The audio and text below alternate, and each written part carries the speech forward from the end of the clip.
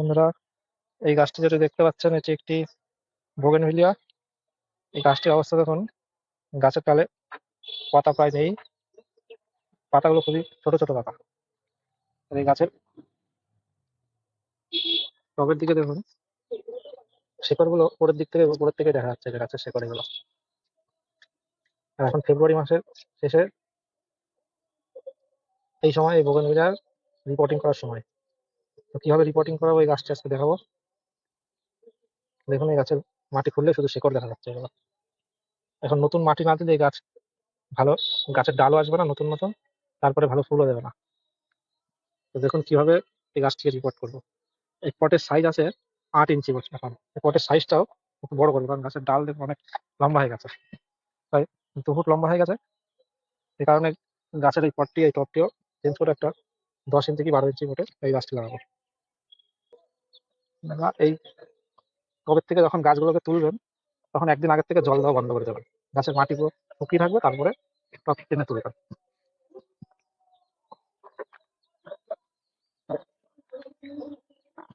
এই দেখুন বন্ধুরা, পুরো শিকড়ে চারিদিক ছেয়ে গেছে। এবার এই গাছটিতেই দেখুন, মাটিগুলোকে এরকম কিছু একটা ধারালো কিছু দিয়ে এগুলো কেটে বাদ দিয়ে দেবেন।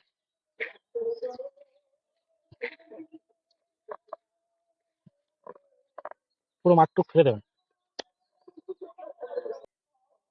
বন্ধুরা, বোগেনভিলিয়ার মাটি এমনভাবে তৈরি করতে হবে যাতে জল দিলে জলটা মাটি তবে নিচ দিয়ে বেরিয়ে যায়। সেই জন্য মাটির সাথে কিছুটা মিশাতে হবে লাল বালি। লাল বালি আমি মাটির মধ্যে আগে দিয়ে দিয়েছিলাম।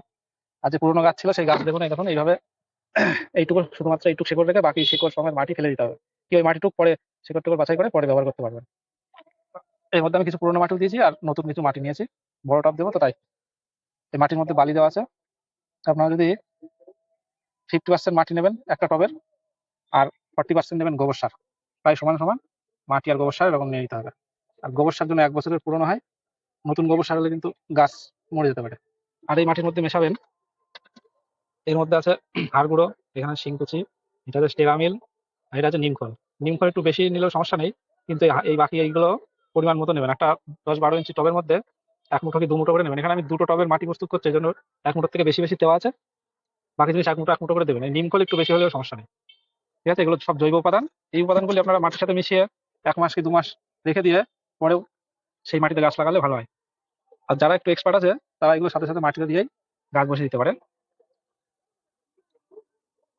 বন্ধুরা, এই উপাদানগুলি দেখুন আমি কিভাবে মাটির মধ্যে মেশাচ্ছি। দেখুন, এইভাবে কিছু একটা জিনিস দিয়ে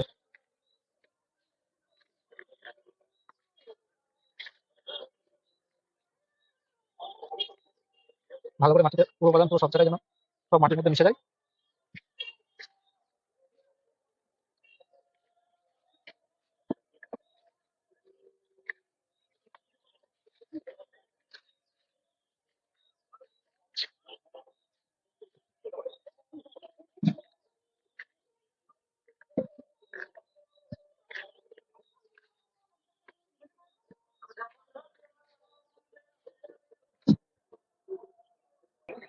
বন্ধুরা, মাটিতে সব জৈব উপাদান সমানভাবে মেশানো হয়ে গেছে। আর একটা জিনিস খেয়াল করবেন, এই বোগানভেলিয়ার মাটি যখন এইভাবে যেমন এরকম একটু দলা ছোট ছোট ডেলা থাকে মাটির মধ্যে। পুরো মাটিটা ধুলোর মতো হয়ে গেলে কিন্তু হবে না। এভাবে খেয়াল রাখবেন মাটিতে এরকম যেন ডেলা থাকে। এবার এই মাটিগুলো টবের মধ্যে কিভাবে দেবো দেখেন। প্রথমে এরকম একটা টবের ভাঙা অংশ নিয়ে টবের ভেতরে যে যে ছিদ্রগুলো থাকে এইগুলো এই মাটি এইটা দিয়ে পুরো উপরটা বসিয়ে দিতে হবে। এখানে এইসব ছিদ্রগুলোর উপরে ভালো করে এই টবের ভাঙাগুলো দিয়ে এর উপরে দিতে হবে এই বালি চালা যে পাথরগুলো হয় না, সেই বালি চালা পাথর, আর তার সাথে কিছু বালি। এই নিচটা যাতে মাটির থেকে যে জলটা নিচে যাবে এই বালি নুড়ি পাথরের মাধ্যমে যাতে সহজে নিচে বেরিয়ে যায় নিচ দিয়ে। নাহলে নিচে জল জমে থাকলে গাছের শেকড়ের জন্য ক্ষতিকর সেগুলো। এইভাবে কিছুটা অংশ দিয়ে দেওয়ার পরে এবার এর মধ্যে আমি একটা জিনিস দেবো। এখানে এটা হচ্ছে ফুরাডন পাউডার। এই ফুরাডন পাউডারটা এই ফুরাডন পাউডার কেন দিচ্ছি, যাতে টবের নিচ দিয়ে অনেক সময় পিঁপড়ে এসব এর ভেতরে বাসা তৈরি করে। এর জৈব উপাদানগুলো পিঁপড়াতে খেয়ে নেয় মাটির মধ্যে, সেই পিঁপড়ে যাতে না আসে এই জন্য এই ফ্লোরাইডন পাউডারটা দিচ্ছি। এটা কিন্তু একটা কীটনাশক। কিছুটা ফ্লোরাইডন পাউডার দেওয়ার পরে এরপরে আমি মাটিগুলোকে টবের মধ্যে দিয়ে দেবো। সবসময় খেয়াল রাখবেন যে গাছের সাইজ অনুযায়ী টবের সাইজও নির্বাচন করতে হবে। কিছুটা মাটি দিয়ে এবার আমি গাছটিকে বসাবো। গাছটি দেখুন বন্ধুরা অনেকটাই লম্বা, এই জন্য আর গাছটা একটু সবসময় টবের মধ্যে চেষ্টা করবেন সোজা, কাণ্ডটা সোজা হবে যাতে বসে। গাছের কাণ্ডটা একটু বাঁকা আছে, তাও চেষ্টা করবেন যে সোজাভাবে বসলে গাছের চেহারাটা সৌন্দর্য একটু বৃদ্ধি পায়। এভাবে আমি গাছের পজিশনটাকে ঠিক করে নেবো টবে।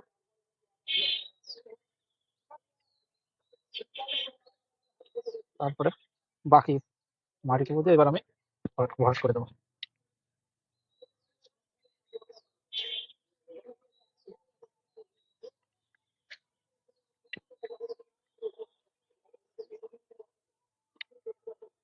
খুব বেশি একটা চাপতে হবে না গাছ বসানোর পরে। এবার দেখুন বন্ধুরা, এটা পুরো মাটিটা দিয়ে দিয়েছি, তার কিছুটা জায়গা টবে খালি আছে, এভাবে 2-3 ইঞ্চি মতো। এই জায়গাটুকু সবসময় নতুন গাছ কিংবা রিপোর্টিং করলে এই জায়গাটুকু খালি রেখে দেবে। কারণ তারপরে আমরা 1 মাস 2 মাস কি 6 মাস যে কদিন বাদে হোক গাছের সবাই কিছু না কিছু খাবার চাই। আর জৈব সার দিতে হলে তো এইটুকু জায়গা ফাঁকা রাখবেন। তারপরে আপনি মাটিতে মিশিয়ে কিংবা যে কোনো জৈব সার এই বাকি অংশটা দিয়ে পরে ভরাট করতে পারবেন। এই জন্য প্রথমে যখন গাছ বসাবেন তবে কিছুটা অংশ এতখানি জায়গা ফাঁকা ছেড়ে দেবেন। এটা বন্ধুরা এবার বসানো হয়ে গেছে। এবার এই গাছটিতে একটা লাঠি কিংবা কিছু একটা সাপোর্ট দিয়ে পালে বেঁধে দেবেন, যাতে গাছটাতে কিছু নড়াচড়া লাগলে গাছের গোড়াটা যাতে না নড়ে, কিছু সাপোর্ট বেঁধে দেবেন। আর এই গাছটি এবার কম করে 1 সপ্তাহ থেকে 15 দিন এটা হচ্ছে ছাওয়া জায়গায় রাখতে হবে। ছাওয়া জায়গা বলতে যেখানে খোলা বাতাস চলাচল করে কিন্তু ডাইরেক্ট রোদ্দুর যাতে না লাগে সেরকম জায়গায় গাছটি রেখে দিতে হবে। কম করে 1 সপ্তাহ 10 দিন অথবা 15 দিন। আর খেয়াল করবেন এই গাছে কিছুটা পাতা ডালপালা আছে, এই ডালপালাগুলো আমি পরে কেটে দেবো। এখন সেটা পরে দেখাবো আপনাদের, ওটা পরে কিভাবে কাটতে হয়। আমি আগে কাটিনি কারণ গাছের তাতে নতুন গ্রোথটা ব্যাহত হয়। গাছটি যখন গ্রোথ নেওয়া শুরু করবে হালকা হালকা তখন আমি কেটে দেবো। তার ফলে কি হবে, নতুন ব্রাঞ্চ সাথে সাথে বেরিয়ে যাবে। এই জন্য গাছের ডালপালা এখন কাটিনি। বন্ধুরা ভিডিওটি এখন এখানেই শেষ করছি। আর এরকম আরো গাছ সংক্রান্ত তথ্য দেখবার জন্য আমাদের ইজি গার্ডেন চ্যানেলটিকে সাবস্ক্রাইব করবেন। ধন্যবাদ।